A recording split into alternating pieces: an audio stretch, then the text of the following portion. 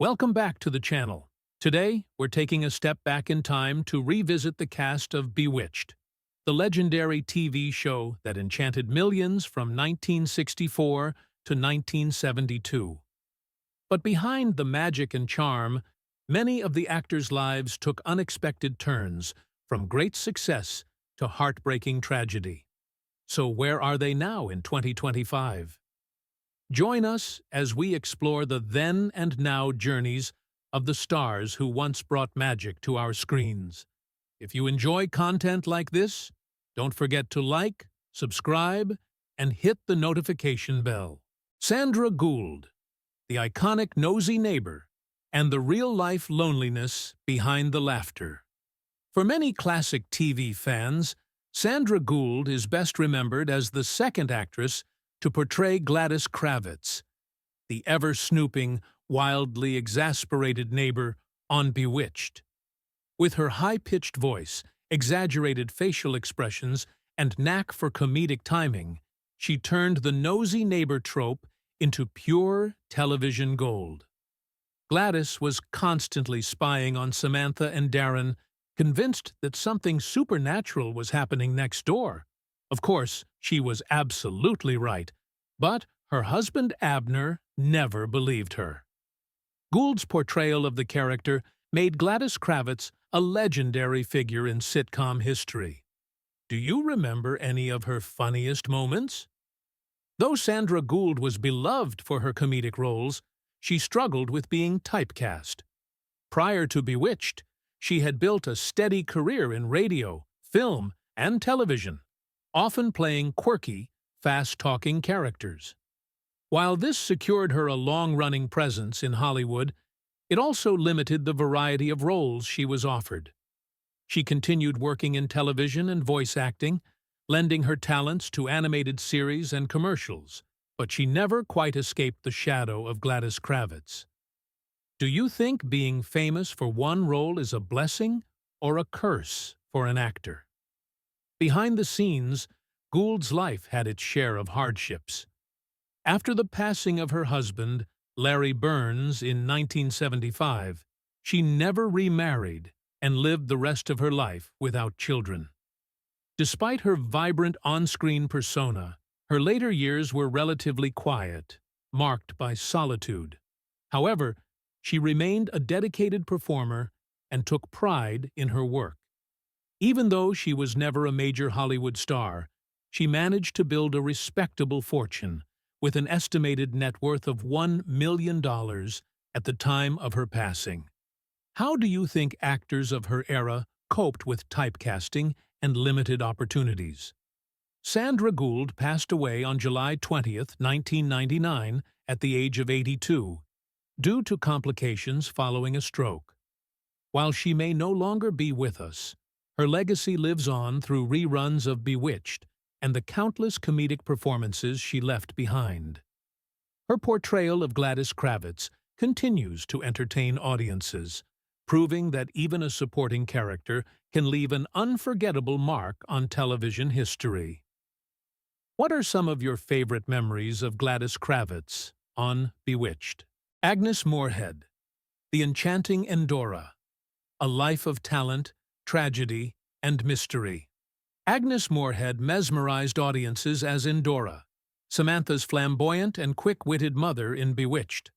With her vibrant costumes, sharp tongue, and disdain for her mortal son-in-law, Darren, she became one of the most iconic characters on the show. Her ability to balance humor and elegance made her a fan favorite, and even today, her portrayal remains one of the most memorable mother figures in television history. Do you think Endora was too harsh on Darren? Or did she have a point about him? Off-screen, Moorehead's life was far more somber than the colorful world of Bewitched. She never had children and went through 2 failed marriages, ultimately spending much of her later years alone. A fiercely independent woman, she focused on her craft, becoming a respected actress in film, radio, and television. However, despite her success, she carried a deep loneliness that many never saw.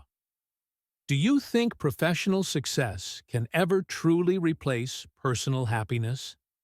A tragic turn in her life came from her involvement in the ill-fated 1956 film The Conqueror, which was filmed in an area contaminated by nuclear fallout. Over the years, many cast and crew members developed cancer, leading to speculation about radiation exposure. Moorhead herself was diagnosed with uterine cancer, which would ultimately claim her life on April 30th, 1974, at the age of 73. Do you believe fate played a role in this tragedy, or was it a terrible consequence of human negligence? Despite her personal hardships, Moorhead remained generous even in death. She left most of her $1 million estate to charity, ensuring her wealth would continue to benefit others. A woman of many complexities, she left behind a legacy of brilliant performances and an air of mystery surrounding her final years. If you could choose how to be remembered, would you want to be known for your accomplishments or the impact you left on others? Dick York, the rise, fall, and unbreakable spirit of the original Darren Stevens. Dick York became a household name as the original Darren Stevens on Bewitched, delivering a comedic yet heartfelt performance that endeared him to audiences everywhere. His portrayal of the exasperated but loving husband dealing with his magical wife's antics remains iconic. However, few fans knew the real struggles he faced off-screen. A tragic spinal injury early in his career set off a chain of misfortunes that would ultimately lead to financial ruin and years of suffering. Can you imagine the strength it took to keep performing while battling excruciating pain? York's career began promisingly in radio and film, but in 1959, while working on the movie They Came to Cordura, a mishap on set left him with a debilitating back injury.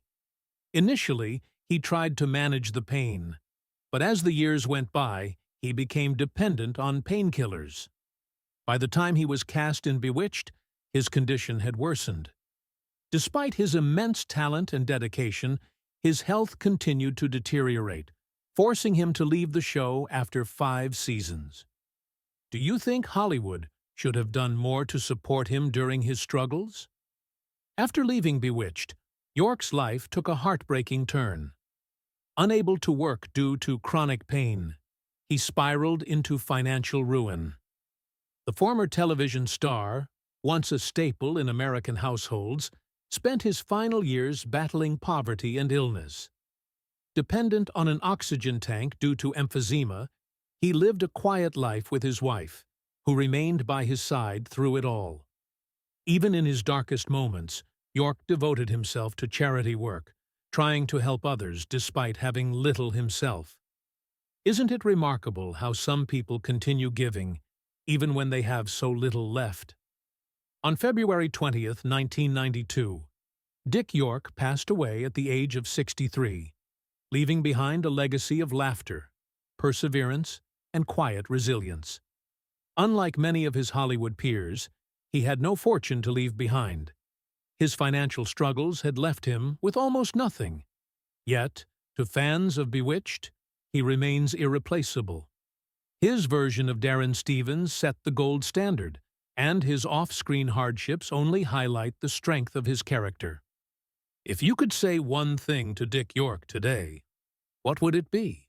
Bernard Fox, the witty, magical doctor, and the life beyond the spotlight. When people think of Bewitched, Dr. Bombay immediately comes to mind. Decked out in flamboyant robes, delivering outrageous diagnoses, and prescribing the most bizarre remedies.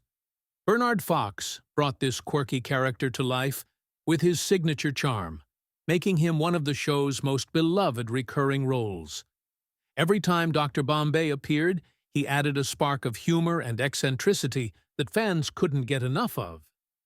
But Fox's career stretched far beyond Bewitched, spanning decades in both film and television. What do you think made Dr. Bombay such an unforgettable character? Despite his successful career, Bernard Fox's personal life wasn't always smooth sailing. His devotion to acting often took precedence over his home life, putting a strain on his marriage. He had a daughter, but his demanding work schedule left little time for family. Though he deeply loved his child, he later admitted feeling regret for not being as present as he wished. This is a dilemma many actors face, sacrificing personal relationships for their careers.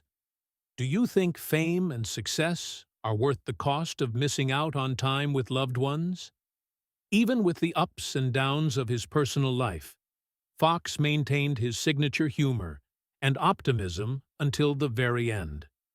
He continued working in television and film well into his later years, proving that his talents extended beyond comedy.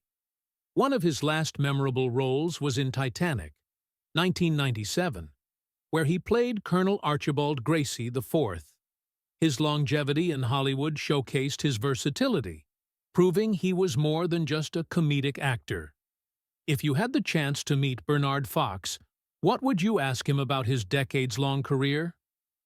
On December 14, 2016, Bernard Fox passed away at the age of 89 due to heart failure. Though his estimated net worth was around $1.5 million, most of it went toward medical expenses in his final years. While he may be gone, his portrayal of Dr. Bombay continues to bring laughter to audiences across generations. Looking back on his career, one can't help but wonder, if Bernard Fox were still alive, would he still be delighting us with more unforgettable characters? Marion Lorne, the lovable Aunt Clara, and her fascinating life beyond the spotlight. Marion Lorne charmed audiences with her portrayal of the clumsy yet endearing Aunt Clara in Bewitched.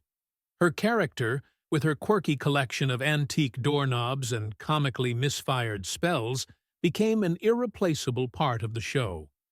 While Aunt Clara wasn't the most skilled witch, her warmth and sincerity made her unforgettable. However, behind the laughter and charm on screen, Lorne's real life was quiet and unassuming. Have you ever wondered what life is like for actors who achieve fame late in their careers? Lorne's career spanned decades, primarily on stage and television, but she didn't gain widespread recognition until she joined Bewitched. By the time she took on the role of Aunt Clara, she was already 81, an uncommon feat in an industry that often favors younger talent. Despite being a gifted actress with a natural flair for comedy, Lorne lived a rather solitary life off-screen. She became a widow early on and never had children, instead finding joy in collecting doorknobs, a peculiar yet endearing hobby that mirrored the eccentricity of her on-screen persona. Do you think this unique passion helped bring authenticity to her performance? Though her time on Bewitched was brief, Lorne left an indelible mark. Even as her health declined, she remained dedicated to her work, bringing laughter to millions. Sadly, she passed away on May 9, 1968, at the age of 84, just a year before the show ended. Her death was a great loss to both the cast and fans alike. Did you know that Marion Lorne won an Emmy posthumously, making her one of the few actors to receive such an honor after passing? At the time of her death, her estate was valued at approximately $300,000, much of which she donated to support the arts. Though she may have left the world, her legacy as Aunt Clara continues to live on in the hearts of fans. She didn't lead a glamorous Hollywood life, but her simple, genuine nature made her unforgettable. Perhaps it's that very authenticity that makes her character timeless. If you had the chance to meet Marion Lorne, what would you ask her about her fascinating life? So, what about you? Who's your favorite character from Bewitched? And how do you feel knowing that so many familiar faces are no longer with us? Share your thoughts with us in the comments below. We'd love to hear from you. If you found this video meaningful, don't forget to like, subscribe, and turn on the notification bell so you never miss another nostalgic journey. Thanks so much for watching and supporting the channel. We'll see you in the next video.